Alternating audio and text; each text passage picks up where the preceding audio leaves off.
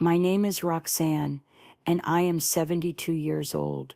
For most of my life, my memory has been something of a party trick, a curious anomaly. My late husband, Frank, used to joke that he never needed a calendar or a shopping list as long as he had me. I could tell you, without pause, what I wore on our third date, the name of the waiter who served us, and that the wine, a cheap Merlot, had a faint, disappointing aftertaste of tin. He called it my superpower, but a superpower is only as good as the person who wields it. And for decades, I'm afraid I used mine for little more than sentimentality and parlor games. I never imagined it would become my weapon, my shield, my salvation. But that was before my son Russell decided I was a problem to be solved, an obstacle standing between him and the comfortable life he felt he was owed. They think my mind is failing. They say it with such practiced, sorrowful expressions. Russell, my only child, will pat my hand, his touch feeling less like affection and more like he's checking the quality of a piece of furniture he intends to sell. Dana, the woman he hired, will tilt her head with that infuriating saccharine pity, her voice dripping with counterfeit concern. They think I'm a confused old woman, lost in a fog of my own making, a ship without a rudder, drifting toward the inevitable shores of senility. They whisper in the hallway, thinking my hearing is as faded as they believe my intellect to be. They don't know that I remember everything, every condescending word, every feigned smile, every single item they have stolen from me under the guise of my own forgetfulness. I remember where it was, when it was taken, and by whom, and I have been writing it all down. The beginning of the end, or perhaps the end of the beginning, started on a Tuesday in April. I remember the quality of the light that day, how it streamed through the kitchen window and illuminated the dust motes dancing over the fruit bowl. Russell was sitting at my table, the one Frank and I bought at an antique fair in 1983. He was swirling the dregs of his coffee in a mug that had a small chip on the rim, a chip that happened when he was 12 and tried to use it to hammer a nail into the wall. He had that look on his face, the one he got when he was about to ask for something he knew he shouldn't. It was a cocktail of feigned nonchalance and simmering entitlement that I had, to my great shame, financed for the better part of 40 years. He cleared his throat. "Mom," he said, his eyes not quite meeting mine, "I have an opportunity, a really big one." I felt that familiar, weary sinking in my gut. An opportunity for Russell was always a synonym for a liability, and that liability was always mine. He launched into a rambling, jargon-filled pitch about something called decentralized pet fashion. He wanted to create an online marketplace using blockchain technology for bespoke artisanal sweaters for designer dogs. He said it was the next big thing, the intersection of luxury goods, pet worship, and cryptocurrency. He needed, he said, $150,000, just as seed money. He said it with a straight face, as if he were asking to borrow a cup of sugar. I listened. I let him finish his entire breathless, nonsensical spiel. I looked at my son, a man in his 40s with thinning hair and the soft, unlined hands of someone who had never done a day of hard labor in his life. And for the first time, a switch flipped inside me. It wasn't just a no that was forming on my lips. It was a dam breaking, a lifetime of suppressed exasperation finally spilling over. "Russell," I said, my voice quieter than I expected, "the answer is no." He blinked, the way a person does when a bright light is suddenly switched on. "I'm sorry," he laughed, a short, sharp, incredulous sound. "What do you mean, no?" "I mean no. This house is paid for. My pension is modest, but it's enough. The money Frank left is meant to see me through the rest of my years, not to be thrown at digital dog sweaters." His face hardened, The mask of the charming son slipped, revealing the petulant, resentful child beneath. It's a solid investment, Mom. You just don't understand it. It's the future. You wouldn't want me to miss out on the future, would you? It wasn't about the money. Not really. It was about the respect, or the complete lack of it. It was about the lifetime of assumptions he'd made, the silent expectation that my life's work, my security, was nothing more than his personal slush fund. I've supported every venture you've ever had, Russell. The gourmet food truck that never left the driveway, the import business for Peruvian alpaca wool that resulted in 3 boxes of moldy ponchos in my garage, the app that was supposed to connect lonely gardeners. I've given you enough. His eyes turned cold. It was a look I'd never seen from him. Not really.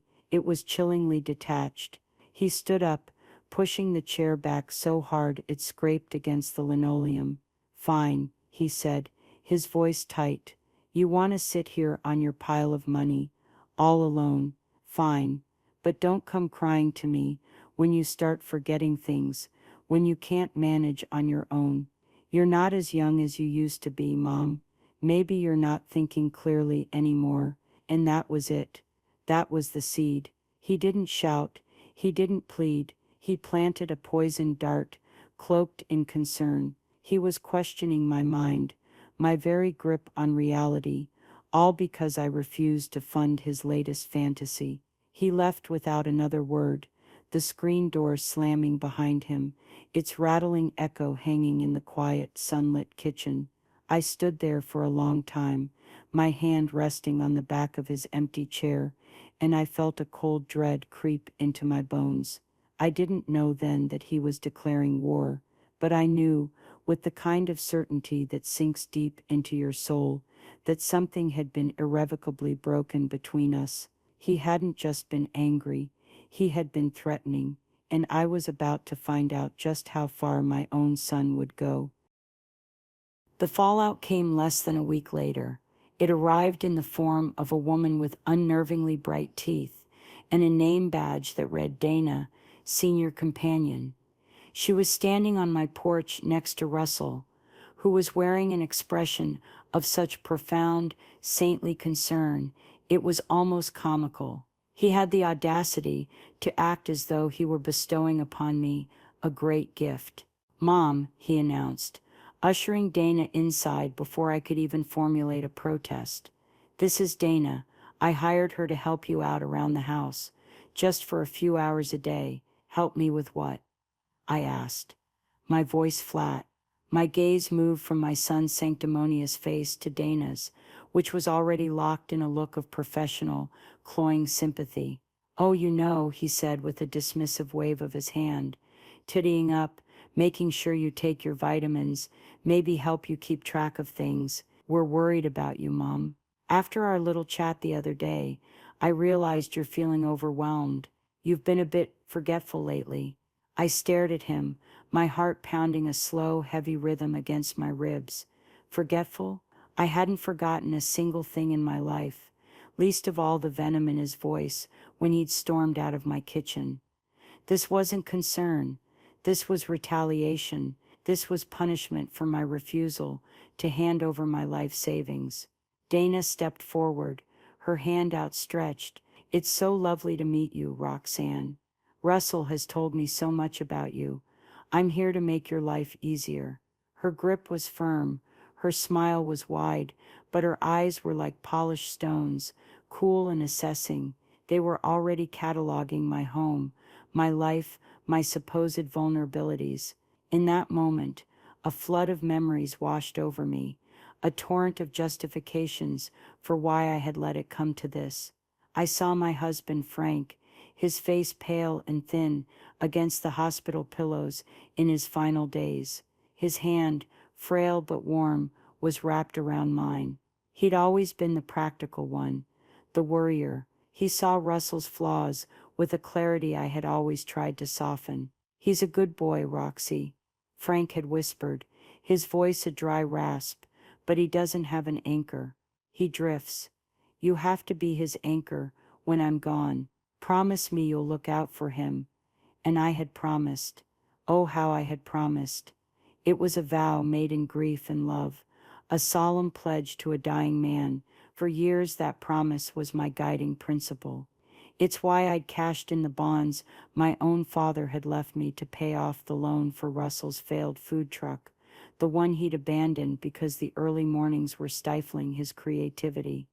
It's why I'd quietly sold a portion of my own retirement portfolio to cover the massive credit card debt he'd amassed starting his import-exports business, the one that left my garage smelling of mildew and failure. Each time I told myself I was honoring Frank's memory, I was being the anchor. But now, standing in my own living room, being introduced to my own jailer, I saw the truth with brutal clarity. An anchor is meant to hold a ship steady in a storm. I hadn't been an anchor. I had been a port of convenience, one he plundered at will before setting sail for his next disaster, leaving me to repair the damages. He wasn't drifting. He was deliberately running himself aground on my shores, knowing I would always pay for the salvage operation. And I remembered my own past, the thing that made this whole situation so darkly ironic. I remembered being a little girl, maybe 8 years old, at a county fair. There was a booth where a man had a tray covered in 100 tiny random objects, a button, a spool of thread, a key, a marble, a chess piece. He let you look at it for 1 minute, then covered it with a cloth. For every item you could name, you won a piece of candy. I named all 100. The man just stared at me, his jaw slack, before emptying the entire jar of saltwater taffy into my arms. My mother was amazed. My father was proud. It was just a thing my brain could do. Later in life, it made me an exceptional librarian and archivist. My mind was a steel trap, a perfect high-fidelity recording of my own existence. The idea that Russell, who had witnessed this gift his entire life, could now try to weaponize the concept of a faulty memory against me was not just insulting, it was a profound act of psychological violence. He was trying to deny the very essence of who I was. The catalyst, the moment the deep, aching hurt curdled into something cold and hard and resolute, came 3 days after Dana started. The first item to vanish was small, almost insignificant to anyone but me. It was a porcelain thimble, painted with a tiny bluebird. My mother had given it to me when she taught me how to sew. It wasn't valuable, but it was steeped in memory. I kept it on the second shelf of the glass curio cabinet in the living room, next to a collection of miniature perfume bottles. On Friday afternoon, I went to dust the cabinet and it was gone. My heart gave a little lurch. I knew with absolute, unwavering certainty where it should be. I had looked at it that very morning. Dana was in the kitchen, humming a cheerful, tuneless melody as she wiped down counters that were already clean. "Dana," I called out, trying to keep my voice even. "Have you seen my little porcelain thimble? It was right here." She came into the living room, wiping her hands on a dish towel. "A thimble, dear." She peered at the shelf with a look of intense concentration. "Oh, I don't think I've seen that. Are you sure that's where you keep it? You know, sometimes we put things in a safe place and forget all about it." My gaze was locked on her face. There was not a flicker of deceit, just a smooth, placid surface of helpfulness. I knew she was lying. It was a performance, and a chillingly good one. That evening, when Russell came by to check on me, Dana met him at the door, and I heard them whispering in the entryway. A few moments later, he came in, wearing that same pained, sanctimonious expression. "Mom, Dana tells me you lost your thimble." "I didn't lose it, Russell. It was in the cabinet this morning, and now it's gone." He sighed, a long, theatrical exhalation of weary patience. "Mom, come on. It's a thimble. It'll turn up." This is exactly what I was talking about. You're getting forgetful, and you're getting upset about it. It's a classic sign. "Dana says you were very agitated."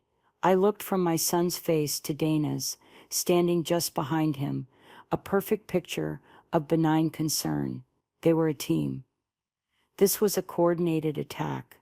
They were building a narrative, brick by brick, lie by lie, and I was the subject of their twisted little story. The thimble wasn't lost.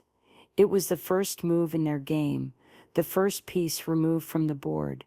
And in that moment, sitting in my own armchair and being told I was losing my mind by the two people who were actively trying to steal it from me, the grief I felt for the son, I thought I had died completely. It was replaced by a cold, quiet rage. It was a rage that didn't burn hot, but settled deep within me like a block of ice. They thought they were the only ones playing a game. They thought I was a pawn. They were wrong.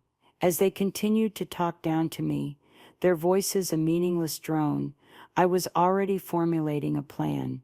I would let them think they were winning. I would let them build their case, but I would be building one of my own. That night, after they left, I drove to the all-night drugstore.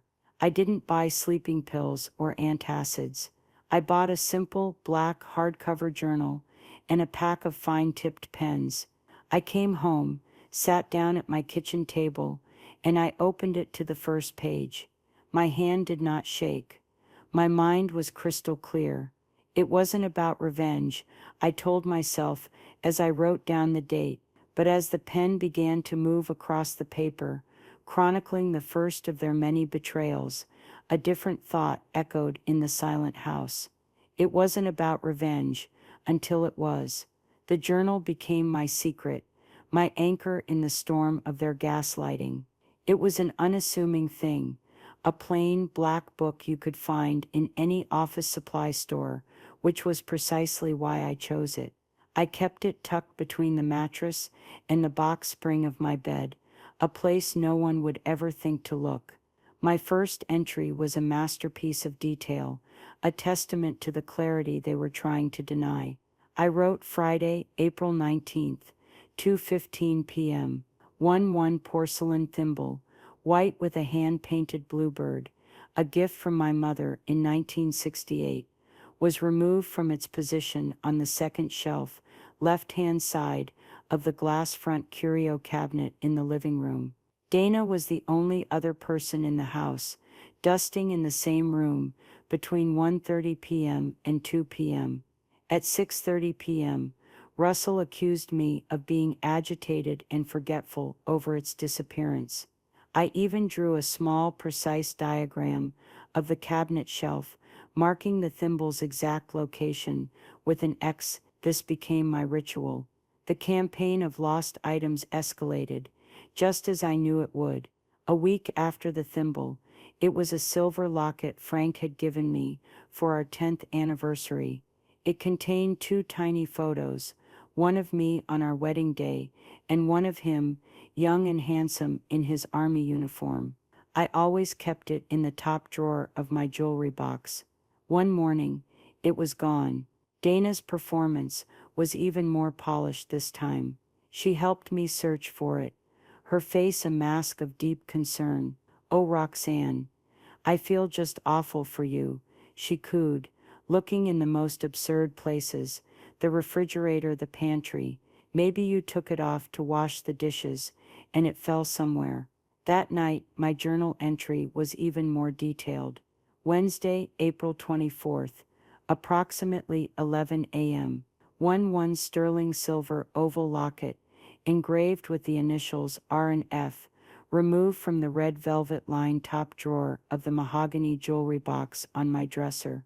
Dana was in my bedroom, ostensibly to change the linens, at 10:45 a.m. At 11:30 a.m., she helped me look for it. Later I found it myself, at 4:10 p.m., tucked inside a dusty vase on the mantelpiece, a place I hadn't touched in years. I knew she had put it there. It was a deliberate act of cruelty, taking something so precious and placing it somewhere so illogical, all to bolster their narrative of my supposed cognitive decline. I took a photo of the locket in the vase with my old digital camera before I retrieved it. evidence, the days blurred into a strange, bifurcated existence. To Russell and Dana, I was becoming the person they wanted me to be, slightly more confused, a little more withdrawn, prone to moments of quiet frustration. Inside, I was a detective, an archivist of my own sanity. I documented everything. The first edition of To Kill a Mockingbird that my father gave me, which vanished from my bookshelf and reappeared a week later in the trunk of my car. My favorite fountain pen, which disappeared from my desk and was found by Dana in the silverware drawer. Each incident was recorded with the precision of a court reporter. Date, time, item, original location. Dana's fabricated story, the item's new bizarre location, and my own internal unassailable knowledge of the truth. I knew I couldn't do this entirely alone.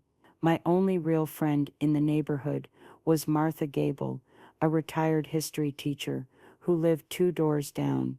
Martha was sharp as a tack, with a healthy dose of cynicism that had been well earned over 80 years of life. She had known Frank, and she had watched Russell grow from a spoiled boy into a feckless man. One afternoon, under the pretense of borrowing a cup of flour, I went to her house. We sat in her sun-drenched kitchen, the air smelling of lemon polish and old books. "Roxanne," she said, peering at me over the rim of her teacup, "you look tired. Is that new woman Russell hired working out?" I took a deep breath. "Martha, I need to tell you something, and I need you to believe me."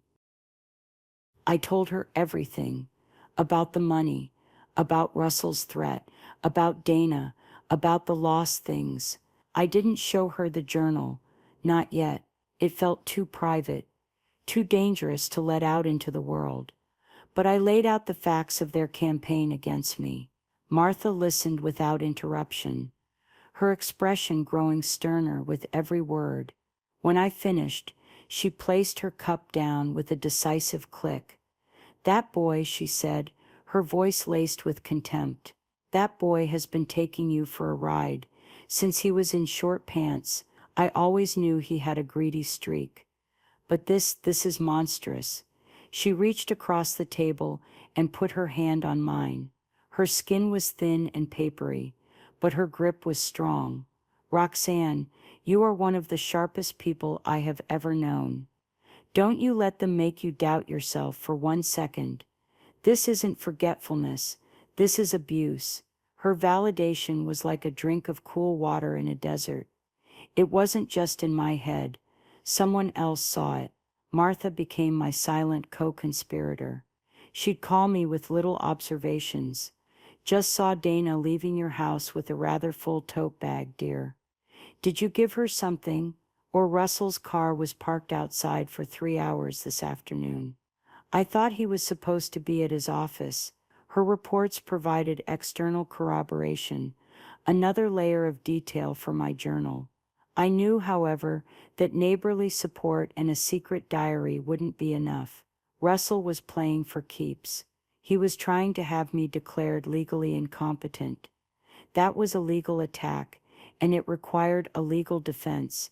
Using the cash I'd been saving from my grocery budget, money Dana and Russell assumed was being spent on cantaloupe and Metamucil, I made an appointment with a lawyer. I found her through the local bar association's referral service, specifically asking for someone specializing in elder law. Her name was Miss Albright. She was younger than I expected, probably not even 40, with sharp, intelligent eyes and a no-nonsense demeanor. I sat in her sleek, modern office, feeling a little out of place in my cardigan and sensible shoes. I brought the journal with me.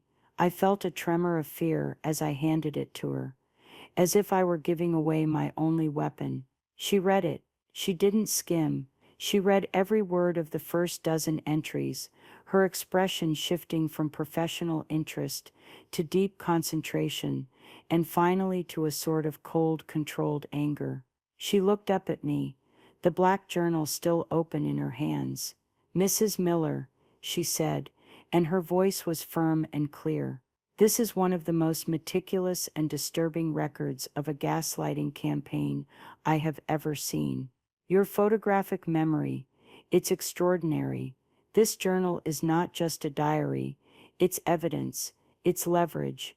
I felt a wave of relief so profound it almost made me dizzy. She believed me. She saw it not as the ramblings of a confused old woman, but as the work of a clear and logical mind under siege. "What do I do?" I asked, my voice barely a whisper. "You let them think they're winning," she said, a glint in her eye. "Russell will have to file a formal petition for conservatorship with the court. He'll need to provide evidence of your incompetence, affidavits, a doctor's evaluation. He's building a case. We're going to let him. In fact, we're going to help him." I must have looked horrified, because she smiled, a thin, sharp smile. "We help him by letting him walk right into our trap. From now on, you play the part. Get a little more confused. Misplace things yourself, things you've already secured. Let him see you struggling. The more confident he gets, the sloppier he'll become. He'll overplay his hand. Meanwhile, you and I will be building a fortress around you. We'll get a formal evaluation from a reputable geriatric psychiatrist. We'll put your assets into an irrevocable trust that you control. We will prepare for a battle he doesn't even know is coming." I left her office that day, feeling like a different person. The fear was still there, but it was now overshadowed by a powerful sense of purpose. I was no longer just a victim documenting crimes. I was a strategist laying a trap. I went home, and when Dana asked me what I'd bought at the store, I looked at her with a deliberately blank expression and said, "Oh dear, I can't seem to remember." The flicker of triumphant pity in her eyes was all the confirmation I needed. The game was on, and for the first time, I felt like I had a chance to win. On Miss Albright's advice, I began to subtly lean into the role they had created for me. It was a strange and unsettling performance. I started making calculated mistakes. One morning, as Dana was fussing in the kitchen, I called out to her, "Brenda, dear, could you bring me a glass of water?" She appeared in the doorway of the living room, a smug little smile playing on her lips. "It's Dana, Roxanne. My name is Dana." "Oh, of course. Of course," I mumbled, waving a hand dismissively. So many new faces. I watched her turn away, saw the slight shake of her head, the look she would later describe to Russell as another sign of her sharp decline. I went to my room and opened my journal. Tuesday, May 14th, 10:20 a.m. Deliberately referred to Dana as Brenda. She corrected me with visible satisfaction. This is the first of many planned errors to encourage their overconfidence. A few days later, I staged the disappearance of my checkbook. I made a show of needing to pay the electricity bill, patting my pockets and looking through the drawers of my desk with increasing theatrical panic. "I just had it," I exclaimed, my voice pitched with just the right amount of quavering distress. "It was right here. I'm sure of it." Dana made a big show of helping me look, her voice a soothing, condescending balm. "Don't you worry, Roxanne. It's probably in a safe place. We'll find it." Of course, I had already tucked the checkbook securely into a hollowed-out book on my shelf, a dusty copy of War and Peace that I knew neither Russell nor Dana would ever dream of opening. I logged the entire performance in my journal, including the location of the hidden checkbook. I was creating a false trail of breadcrumbs for them, leading them deeper into their own delusion. Their confidence swelled, just as Miss Albright had predicted. They grew bolder, sloppier. They started having conversations in front of me, as if I weren't there, or as if my brain were a faulty recording device that only captured every third word. One afternoon, Russell was on the phone in the hallway, his voice a low, conspiratorial murmur. He thought I was napping in my armchair. I kept my eyes closed, my breathing even, and I listened. No, the plan is moving forward, he was saying. She's worse than ever, lost her checkbook yesterday, calling Dana the wrong name. It's just a matter of time. The doctor I know, a Dr. Willis, he's a friend. He's agreed to do an evaluation. He gets it. He'll write up whatever we need for the judge. He paused. Yeah, I've already spoken to her financial advisor, told him to expect a call from me soon. Just laying the groundwork. Once the conservatorship is in place, we can liquidate some of those old-fashioned stocks and get the seed money. It'll be fine. My blood ran cold, but my face remained a placid mask of sleep. He had a doctor in his pocket. He was already planning to raid my accounts. I committed every word to memory. When he left, I went straight to the journal and wrote it all down, a verbatim transcript of his treachery. Dr. Willis, I wrote, underlining the name twice. Another piece of evidence for Miss Albright. The pinnacle of their arrogance came a week later. They tried to get me to sign a document. Dana brought it to me on a clipboard, a pen neatly attached. She sat beside me on the sofa, her presence cloying and invasive. Roxanne, she said, her voice syrupy sweet. This is just a little form to make things easier. It's called a power of attorney. It would allow Russell to help you with the bills, to talk to the bank for you. You know how confusing you find all that paperwork. I stared at the document. Durable power of attorney. It would give Russell complete control over my finances, my property, my entire life. It was the keys to the kingdom, and they were trying to trick me into handing them over. I feigned confusion, holding the papers close to my face, and then far away. Oh my, I said, squinting. So many big words.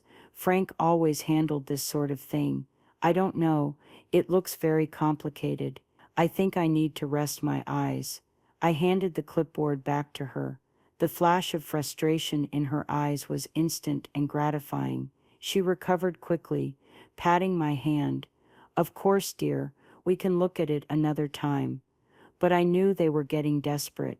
Russell's business venture was clearly on a timeline, and my refusal to sign had thrown a wrench in his plans. They needed a more dramatic event, a more compelling piece of evidence to push their court case through, and so I decided to give them one. I decided to set the bait. The item I chose was my mother's engagement ring. It was a beautiful, old-fashioned thing, a modest but brilliant cut diamond in a delicate platinum setting. It was the most valuable piece of jewelry I owned, both sentimentally and financially. For years, it had lived in a small, velvet-lined compartment in my jewelry box. One morning, after confirming Dana was busy in another part of the house, I took the ring out. I photographed it from every angle with my digital camera.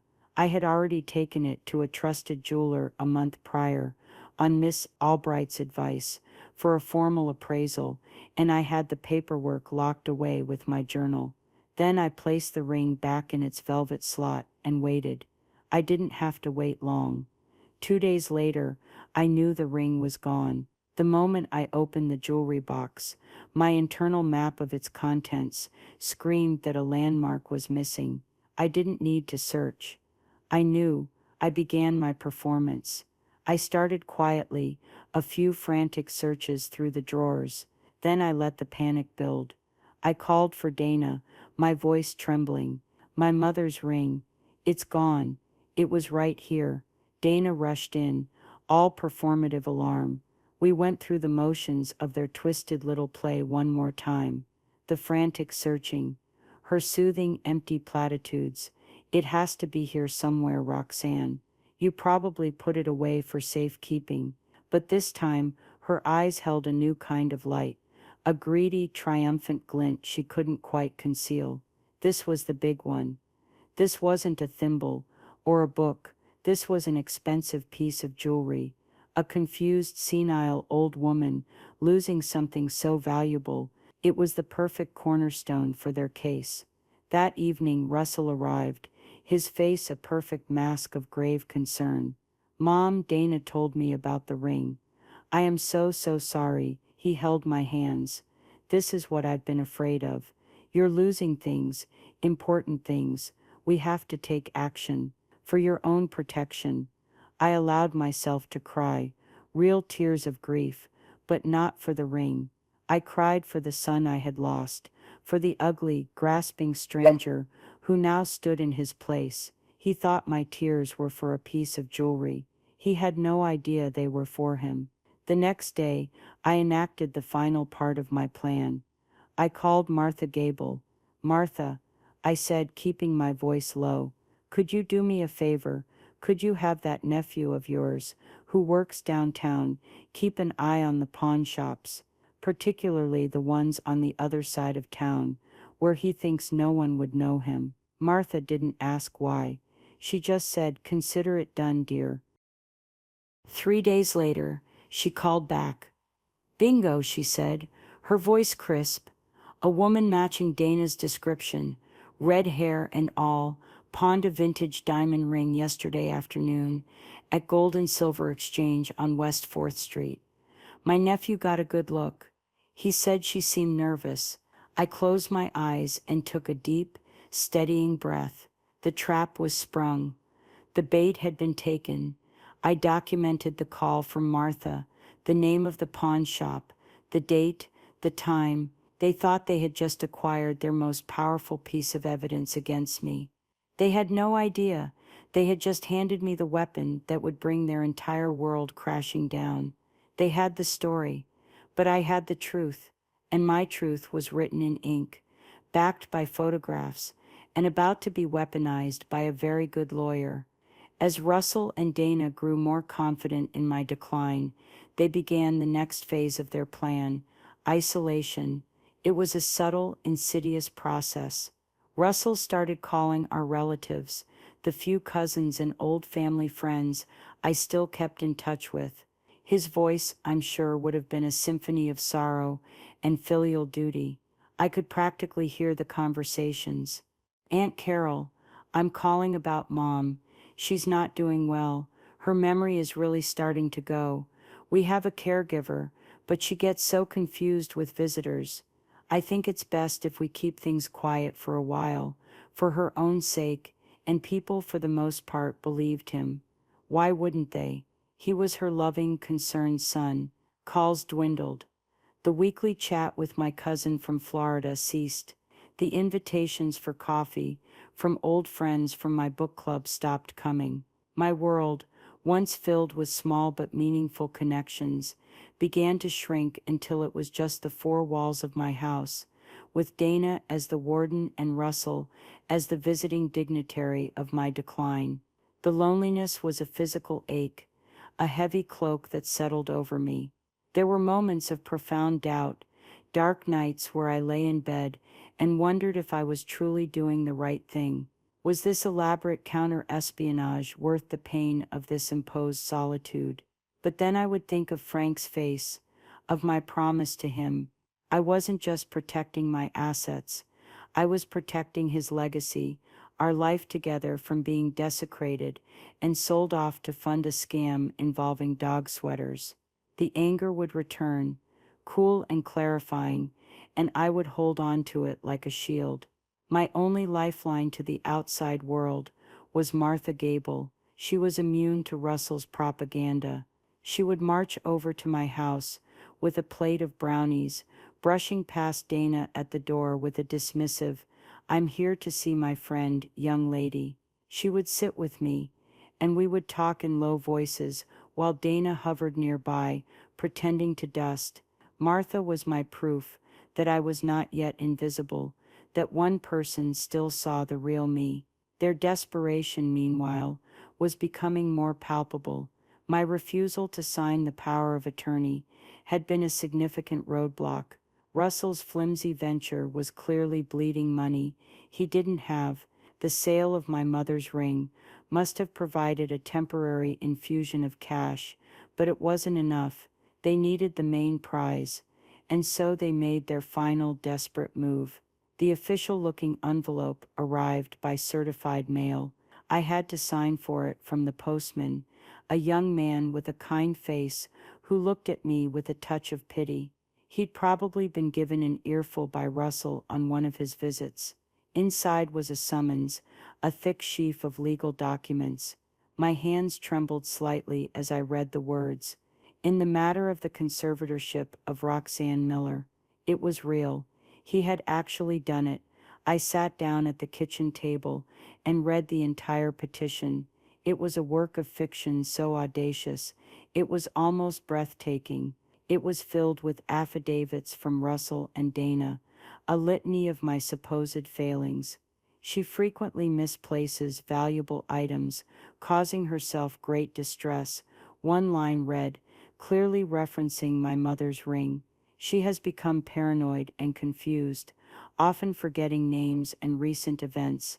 There were dates and specific examples, all twisted and warped to fit their narrative.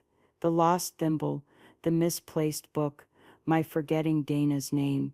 It was all there presented as irrefutable proof of my mental collapse.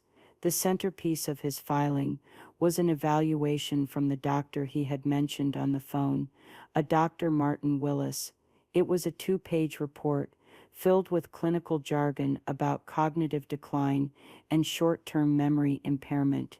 He concluded, with grave certainty, that I was no longer capable of managing my personal or financial affairs, and required the immediate intervention of a conservator for my own safety and well-being.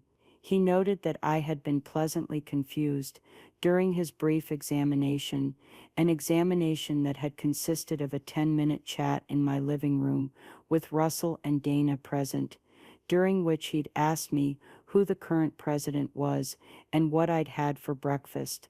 I had played my part perfectly, appearing befuddled and vague. They thought this document was their trump card. They thought it was the final, unassailable piece of their puzzle. I looked at the date of the hearing, set for 3 weeks away. They thought they were giving me 3 weeks' notice of my own demise. They had no idea they were giving Miss Albright and me 3 weeks to prepare for their public execution. I picked up the phone and called my lawyer. He did it, I said, my voice calm. The petition has been filed. I could almost hear the thin, sharp smile in Miss Albright's voice on the other end of the line. Excellent, she said. Let the games begin. The day of the hearing was overcast, the sky the color of slate. It felt appropriate. I dressed carefully, not in the dowdy cardigans and sensible shoes they expected, but in a tailored navy blue suit Frank had always loved. I wore a string of simple pearls. I wanted to look like myself, not the caricature they had created. Miss Albright met me at the courthouse. She was carrying a heavy briefcase, and she gave me a firm, reassuring nod. Ready? She asked. I took a deep breath. Ready. We were in a small, wood-paneled hearing room, not a grand courtroom. It felt more intimate, which somehow made it more terrifying. A long table sat before a raised bench where the judge, a woman named Judge Maria Santos, presided. She looked stern and intelligent, her eyes missing nothing. Russell and Dana were already seated at the opposite table with their lawyer, a slick-looking man whose suit was a size too tight. Russell gave me a look of deep theatrical pity, as if he were heartbroken to be putting me through this ordeal. Dana sat beside him, her hands folded primly in her lap, the very picture of a devoted caregiver. They looked like concerned saviors. They had no idea they were lambs being led to the slaughter. Russell's lawyer began, his voice smooth and confident. He painted a picture of a beloved matriarch sadly succumbing to the ravages of time. He spoke of Russell's selfless devotion, his painful decision to intervene for his mother's own good.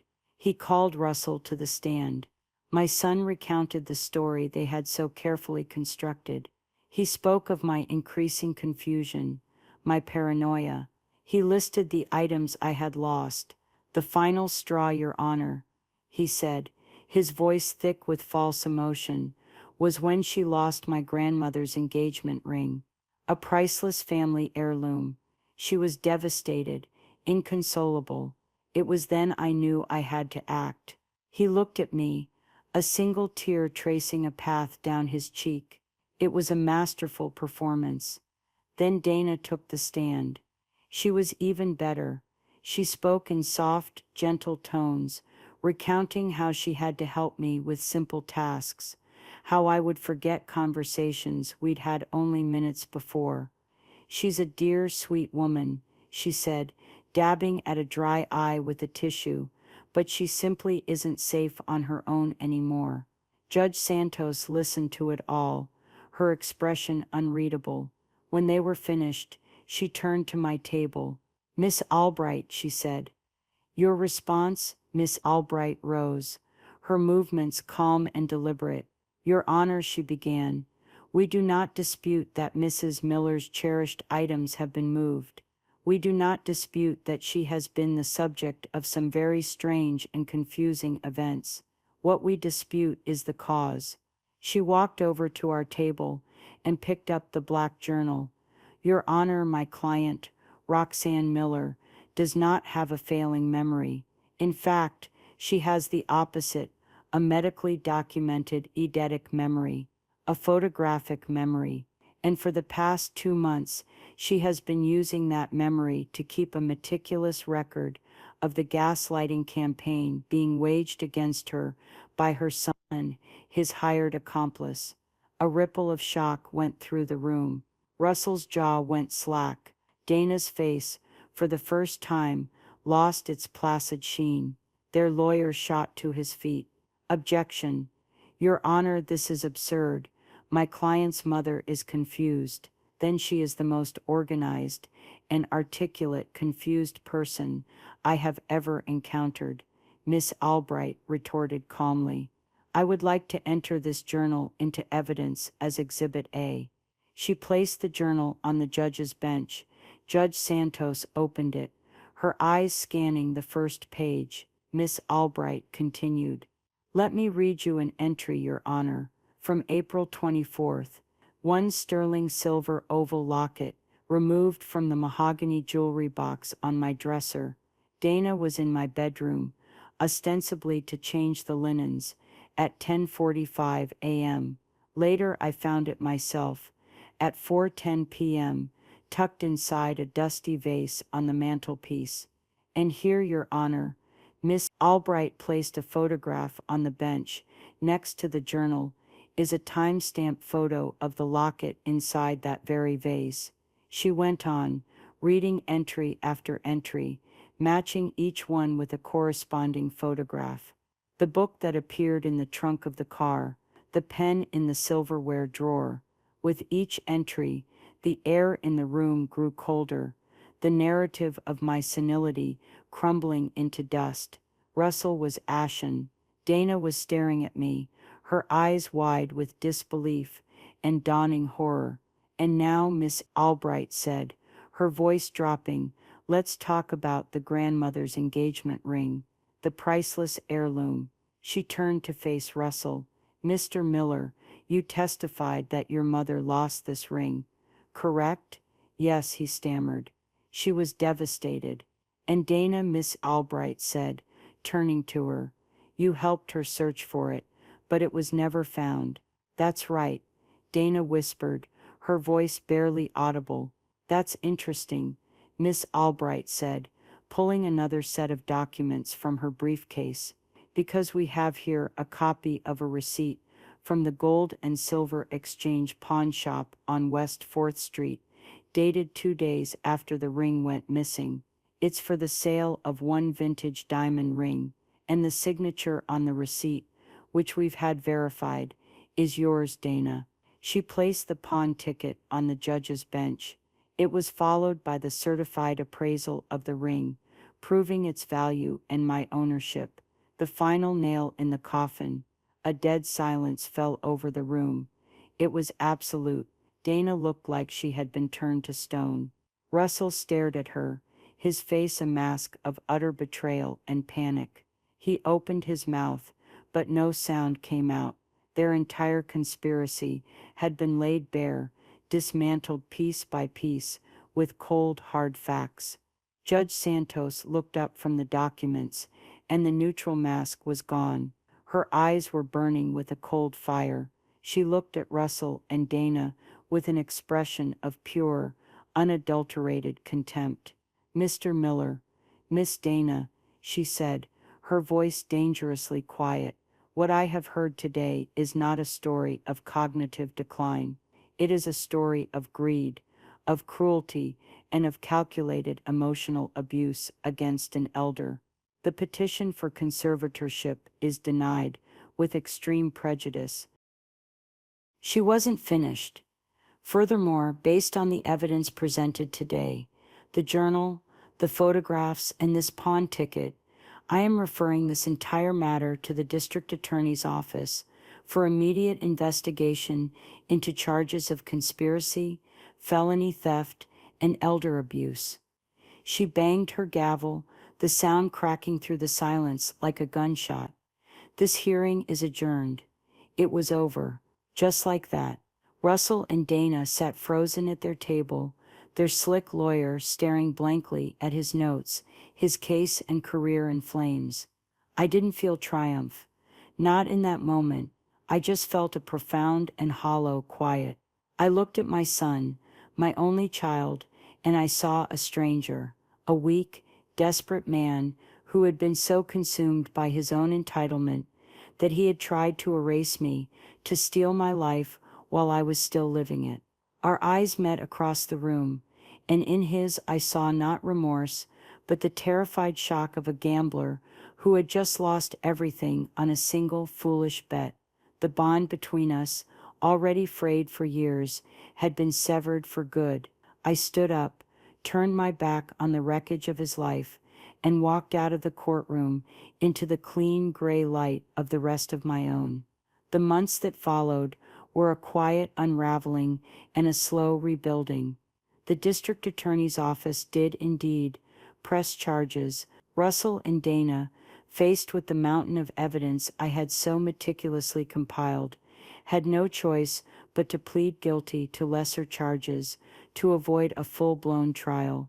Dana received a short jail sentence and a long period of probation. Russell, as a first-time offender, and with a lawyer who argued he'd been manipulated by Dana, received a hefty fine, 5 years of probation, and court-mandated community service. The irony that he would finally be forced into a form of work was not lost on me. He tried to contact me, of course. First, it was a string of panicked, rambling voicemails. Then came a letter, handwritten on cheap notebook paper, filled with self-serving apologies. He wrote that he was sorry, that he hadn't been thinking clearly, that his financial pressures had made him do crazy things. He never once admitted the depth of his cruelty. He never acknowledged the gaslighting. His apology was for getting caught, not for the crime itself. He ended the letter by asking if I could find it in my heart to forgive him, and perhaps help him with the fine the court had imposed.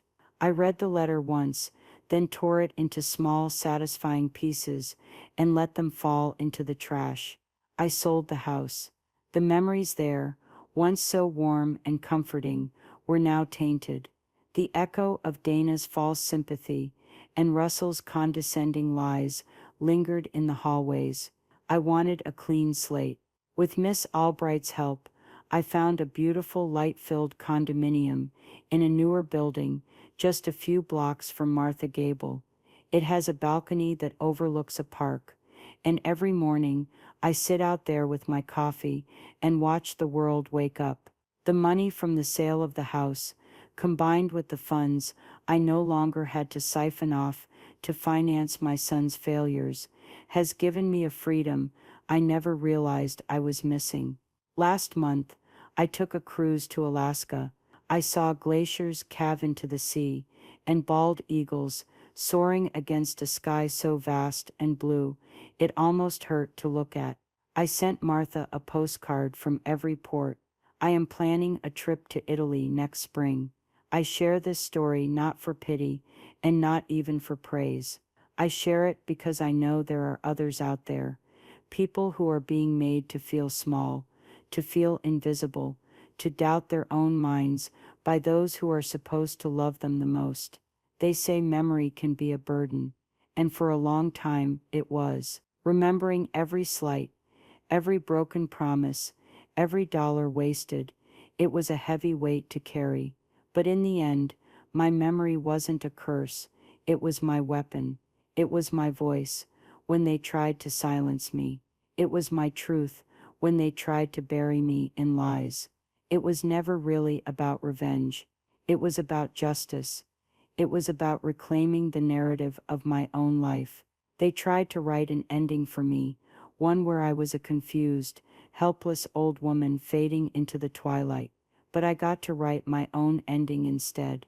And in my ending, I am strong, I am free, and I remember everything. If my story has resonated with you, if it has touched something in your own experience, I would be so grateful if you would let me know in the comments below. We all have stories, and sometimes just knowing you are not alone is the most powerful thing in the world.